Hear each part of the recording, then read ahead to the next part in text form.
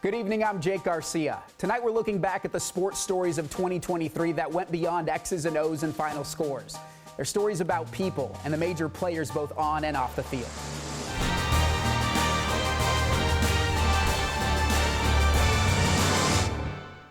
Welcome to Northwest Sports this year. We start with a story that's been years in the makings, but came to a boiling point in 2023 for the Pac-12. College athletics acknowledging that money is all that matters. That's how we find ourselves here. The Pac-12 is now the Pac-2. We'll start the timeline at Conference Media Day in July.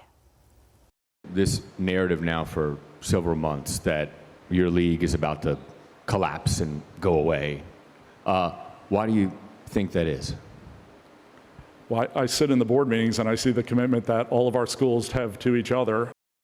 That didn't age well from Commissioner George Kliavkoff, and neither did this. What we've seen is that the longer we wait for the media deal, the better our options get. Days after Kliavkoff said that, Colorado left the conference, and days after that, a potential deal went public. It was widely criticized by the public, but more importantly, the 9 remaining schools hated it. A TV deal that was heavy on streaming and light on linear. Pac-12 fans felt like Bo Nix after losing to UW for a third time. But cheer up, Oregon, you'll be all right. The Ducks and Huskies announced in August they're off to the Big Ten. And on the same day, ASU, Utah, and U of A said they're joining Colorado in the Big 12. The big brains at Stanford and Cal felt a kinship with the academic institutions of the ACC, but it doesn't take a genius to know that this is going to be a travel nightmare. Bad dreams are now reality for Washington State and Oregon State. The Beavers abandoned by their head coach. The Cougs left without a quarterback. Jake Dickert was lamenting the situation all season long. You know, the old question, how long would it take TV money to destroy college football? Maybe we're here. Maybe we're here. To think even remotely 5 years ago the Pac-12 would be in this position, it's unthinkable. How this affects the football team pales in comparison to sports that play more than once a week. UW says they'll be mindful of the mental health of their student athletes as they make the transition to a conference based in the Midwest. Softball player Brooke Nelson won't be around for that, but she knows the importance of it. Here's King 5's Chris Egan. As Brooke shows us, the mind is a powerful tool. That's why doctors here in Seattle are investing in a new concussion study at an unprecedented level. The study is hoping to identify concussion vulnerability at a young age. This comes after a 2022 NFL season where concussions rose by almost 20%. With the grain, and down he goes, slung down in his own 48-yard line. A series of head injuries, culminating with this shot to the head in Week 4. And Dolphins quarterback Tua Tagovailoa became the poster player for a troubling trend. Insufficient concussion protocols combined with the rise in concussions throughout the NFL. A conversation that dominated much of the season. But at what price moving forward is the risk worth the reward? Here in Seattle, that conversation is happening at the youth level and has led to a study at UW Medicine and Seattle Children's Hospital. There were many unanswered questions. This is Dr. Fred Rivara. Questions that people really needed to have answered to be able to take better care of these individuals. Rivara is leading the study. They're looking at 350 kids, hoping to predict which are more likely to develop persistent symptoms after a concussion and which are most at risk for future concussions.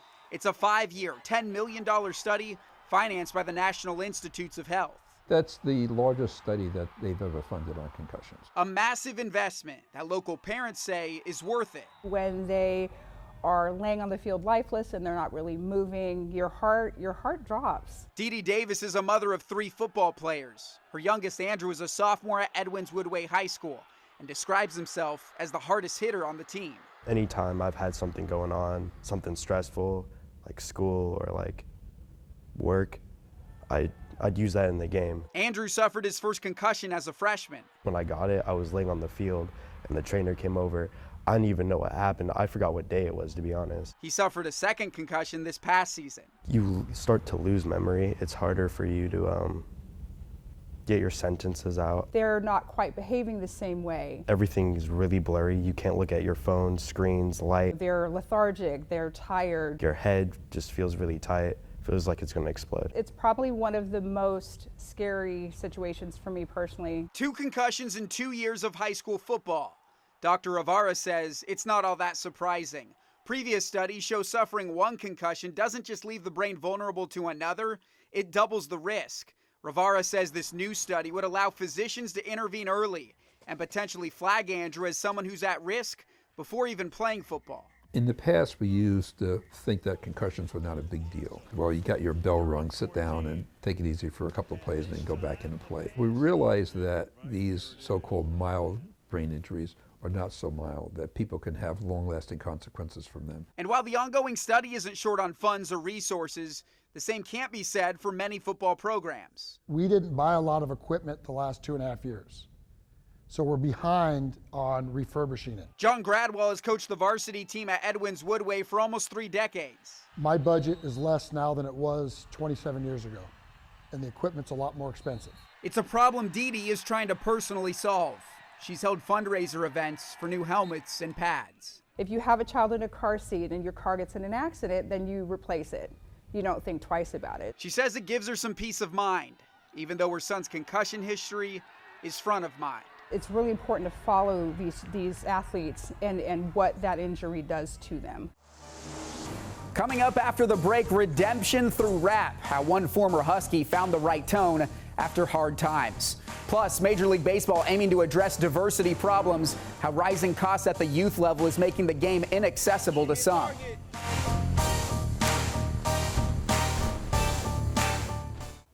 The baseball world was in Seattle this summer. T-Mobile Park hosted the city's first All-Star game since 2001. A special moment for Seattle native Corbin Carroll, who started for the National League in front of family and friends. The fact that it was in Seattle this year, just very, very special to me. Excited to be able to share this with, the community that helped me get here.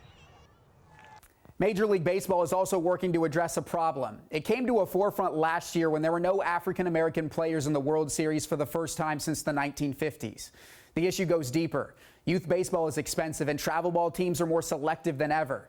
We reported on the situation here in Seattle on April 15th, Jackie Robinson Day. The pageantry of Jackie Robinson Day will be bigger than ever, according to Major League Baseball, but it comes with a catch.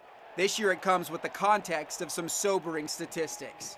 The percentage of African-American players in the MLB is close to an all-time low. They made up just 7% of the player force on opening day in 2022. Dusty Baker and Dave Roberts are the only black managers across 30 teams. The pitch from Acevedo. There are only 2 black play-by-play broadcasters. Down the line! And Mariners lead man Dave Sims is the only on TV.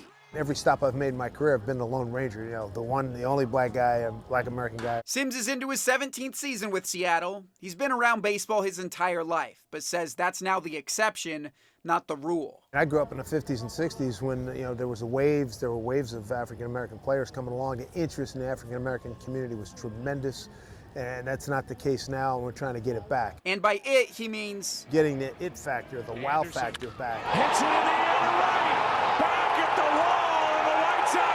The appeal of it, the sex appeal of it, the beauty, the grace, the mental acuity it takes to play this game. He says the new rule changes will help, but baseball's problems might run deeper. Jackie Robinson ensured the sport would no longer be segregated by black and white, but today it's still separated by green. You have to spend $500-600 just on equipment. If you want to play for a good travel ball team, that's an extra $100 every weekend playing a tournament. J.P. Crawford says he experienced the exclusivity of baseball firsthand. Not too many people are going to get the chance to play baseball coming out of that. Sports-based youth development is underfunded, right? So unless you are part of the elite group of participation, that's where you're going to be able to have access. Buki Gates has made it his mission to tackle this issue here in Seattle. Outside, let it go outside and flow with the pitch. He was raised in the Central District, played collegiately at Washington State, and is the founder of Baseball Beyond Borders. Good, let's go. A group that takes a racial equity strategy to bring baseball back to inner cities.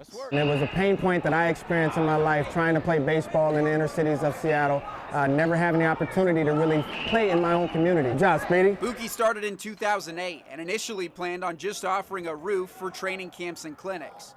It's grown to the point where he now oversees 7 teams. We've definitely placed emphasis on the African-American baseball player, but not limited to. Give me a target. We wanted to create an inclusive environment that allowed our kids to experience it. I was once a kid in their shoes, looking for someone to look up to that came from, my type of area. Crawford is one of the success stories. His rise to Seattle's starting shortstop can be traced to a similar experience with the RBI program in Compton. They flew us out to Florida. We got to play in the old Marlins Stadium for the championship, and we ended up winning, and it was one of the coolest things I've ever done. On this Jackie Robinson Day, Crawford views his path as a call to action. It kind of gives you the confidence you need to, okay, I can make it to the big leagues. Like, I can play here. Sims wants to use his voice. It's like anything in America, If you want notice, you got to bang the drum, you got to let people know about it. And Gates wants to invest at the grassroots level. It's really about reviving, right? This is concept of reviving, but also bringing reconciliation to the sport. Each hoping to do their part to reverse a troubling trend. Marcus Semien and Tommy Pham were the only U.S.-born black players in this year's World Series. Let's switch gears, where Luther Leonard used sport as an escape. His UW career didn't go as planned, though, and he soon was back where he started. He's now on the road to redemption. The notes he strikes are to help others not make the same mistakes.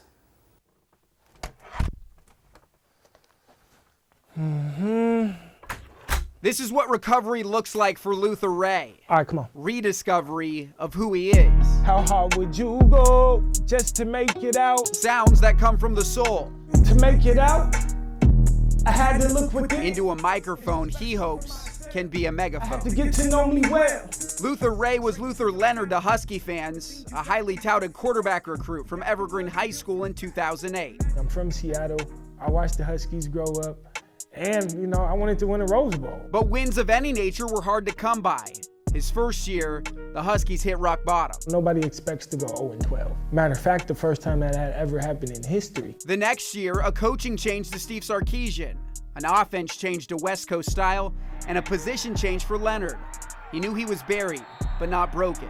I'm 8th on the depth chart in the wide receiver room, but I'm in front of the pack in summer conditioning my junior year. Luther only played in 2 games in 4 years, but he helped lead a resurgence. A bowl win in 2010 was UW's first since 2002. That transition was beautiful, right? Because I seen what it takes to be low and then to go high. That same story is playing out now. Luther at his high after experiencing his low. And another man down, just trying to make it out. In 2012, Luther became a first-generation college graduate with a degree, but without a direction. Who am I outside of a helmet?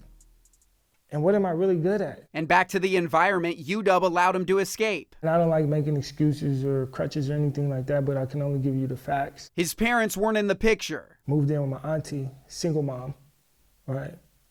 4 kids, already on state assistance. I got caught up with my aunt's boyfriend. He sees my situation, right? And he's like, come and make some illegal money, pretty much. They went to a bank in Bellevue.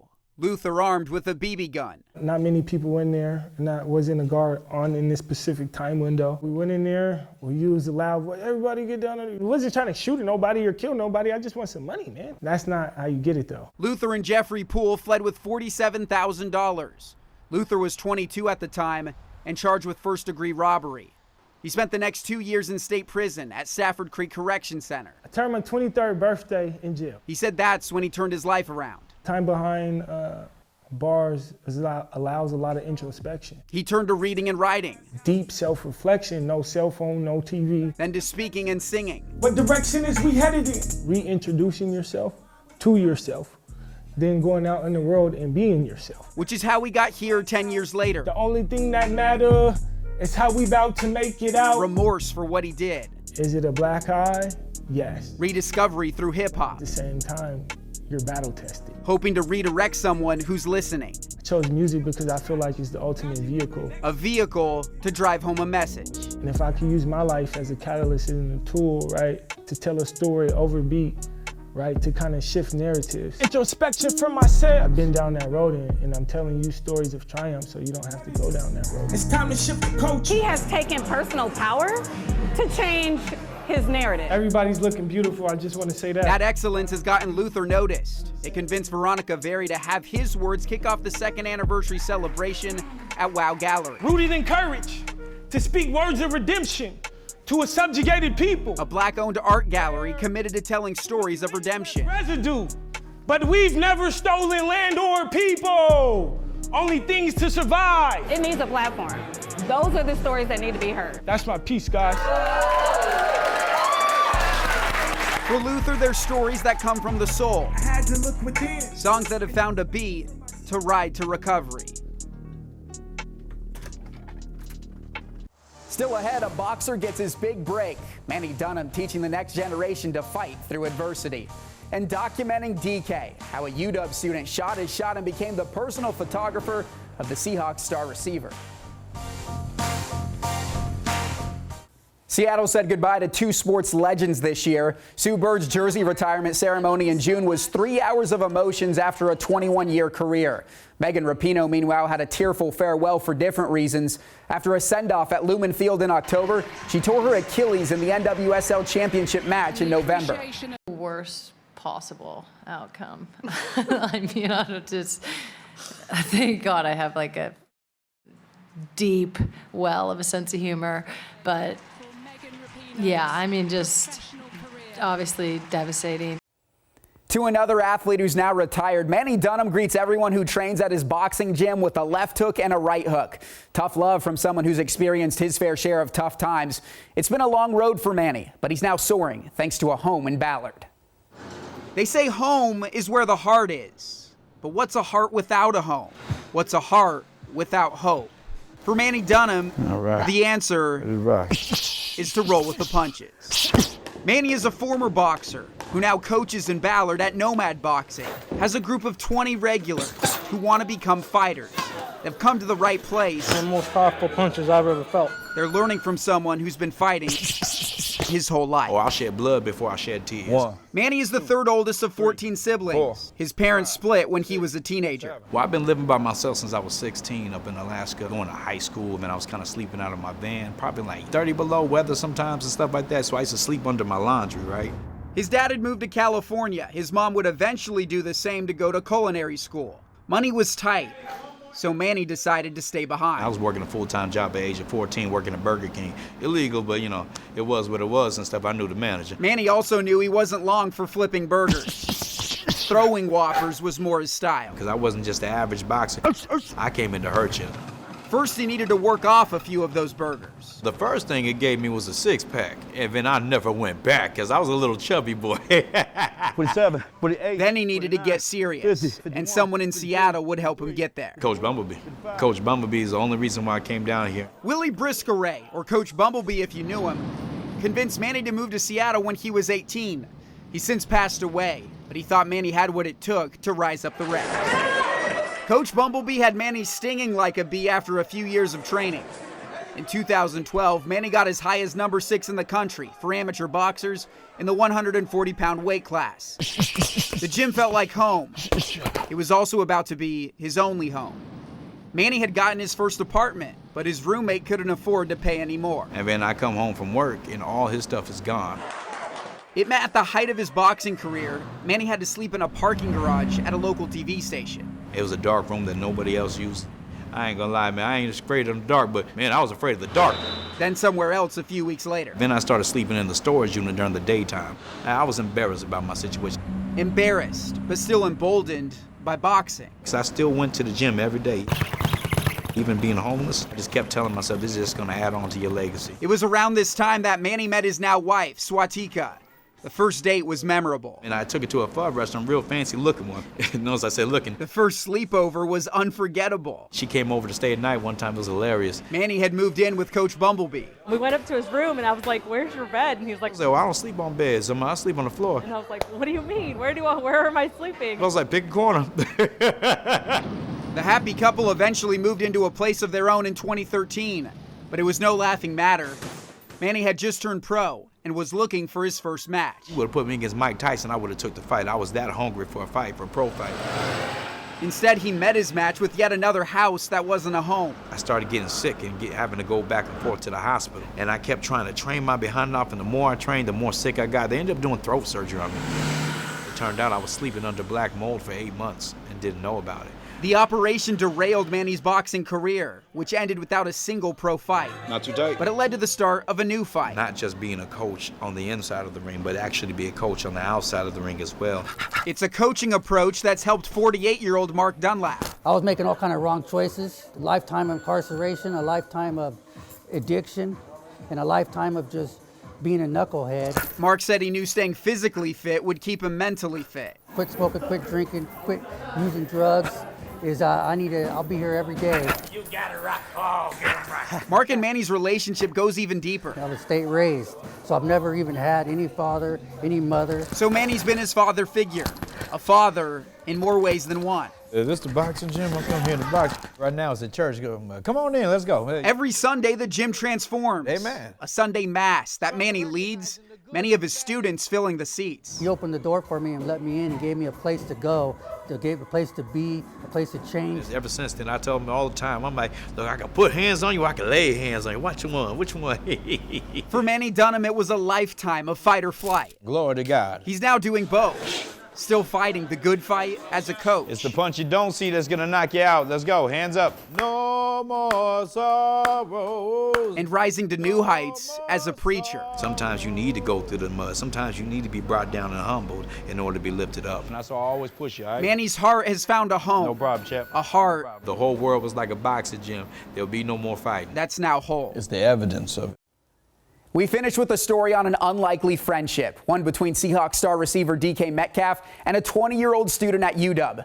Nico Garcia is Metcalf's entire media team, and in 10 years, he'll have enough footage to tell the story of his NFL career.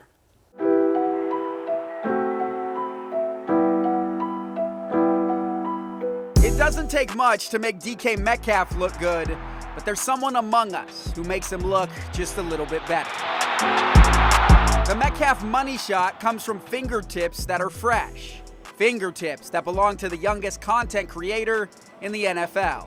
This is 19-year-old Nico Garcia, a sophomore at UW who never expected to be here. If you consider YouTube a university, then that'd be where I was a graduate of. And who got here in the most Gen Z way possible.